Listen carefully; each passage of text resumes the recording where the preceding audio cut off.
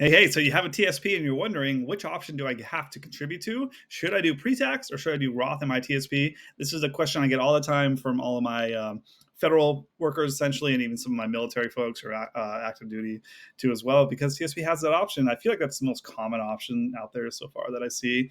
I am seeing more options here in 401k. So for those of you with the 401k, the same guidelines are applicable here to you, but I am focusing on that TSP option today in this video. So should I contribute Roth or pre-tax into this thing? Because you can do all or nothing into either one, or you can do a combo of both. Now, usually when it comes to tax planning and all this jazz in general too, I really like people to take a balanced approach. When we start to try and guess that future taxes are going to be higher or lower based on, whatever you see, squawking heads or commentary or your own economic thoughts or whatever, the debt burden, etc., you really are starting to play some guesswork there, and that's similar to guessing which investments, or which stocks are going to do the best over time. So you don't want to do that. You're not diversified. You want to keep your taxes diversified. So by doing a little bit of mix of both, that usually gives you the best balance over time.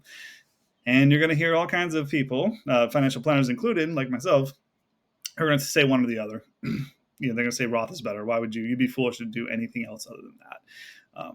And then you may have your CPA saying, well, we want to save taxes now because we know the tax codes right now. We know how much it saves by doing all pre-tax into this. So we're going to do that instead. But anyways, a good balance, I think, is the best approach here. So when you do choose to go all Roth, let's say, now you're paying taxes on the full amount of your full salary that you go into here on this thing. And so right now I posted some federal brackets over here showing 10, 12, 22, 24, 32, and 37%. And again, that's just the federal brackets currently. These do change. They can change with legislation typically. They're set to sunlight at the end of this year, so they'll be bumping up a little bit to what they were before, prior to Trump's tax reform on this too as well. So they are going up here slightly by a couple percentage points each, 3% maybe each one, roughly here. So if you've been doing Roth the last few years, that may have made more sense in your portfolios here. But again, it's almost, these are they're going up. So you may need to reassess that strategy moving forward. So say you make $100,000 a year, and all these tax brackets are staggered. So not all of your money is taxed at 22 or 24%. It's a progressive rate. So the first X amount of dollars you make for the year is taxed at 10%. It's the same for everyone, rich, poor, whatever you want to call it. Everyone's taxed the same 10% for that same dollar amount that they make initially. It's when you start to reach that six-figure mark that you will be jumping between around that 22 to 24% mark, and then that big one up to 32 is going to be after that when you're in the mid 100s roughly. So if you elect all Roth, you are fully electing to pay the most tax right now. And honestly, if you're a high earner, it's really hard for me to justify you paying those federal brackets just to go fully into Roth. Again, the Roth's a fantastic tool. So usually it makes the most sense when you are earning less money overall, or when you're younger in general. I don't want to necessarily put an age out there, but if you're under probably 45-ish, it means you have more time for your Roth money to compound and grow tax-free over your life. So this is, again, so difficult to measure, but it makes a lot of sense to have Roth money working for you early and often. So again, when you're younger or you're earning less money, Roth makes more sense typically. You may be a high earner thinking, well, I want to have Roth. I want to pay taxes now because it's got to be higher in the future, blah, blah, blah. Not necessarily. If you're in that 24 to 37 mark already because of your current day job and your salary, you're doing really well. It's a high likelihood you'll probably be lower in taxes later.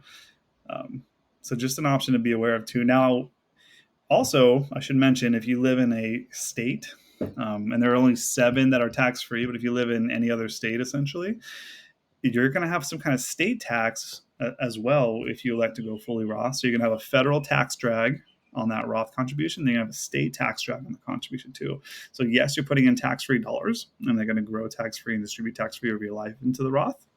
But you're fully electing to pay taxes right now, and you're going to have that drag for quite some time on your portfolio. It may make more sense if you live, say you live in a state with no income tax, like a Texas or Florida or Nevada, then maybe you would want to do a little more or have a nice mix or hybrid into Roth in your TSP. or your 401k.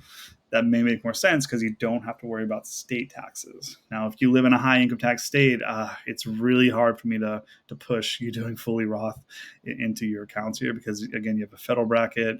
You're usually in a higher income salary in those states too as well. Plus, again, you have that state taxes, which can be as high as 12, 13% sometimes in the highest tier there. So really difficult, again, for me to push people fully into Roth. I have good balance between pre-tax and Roth money. Ideally, you have both.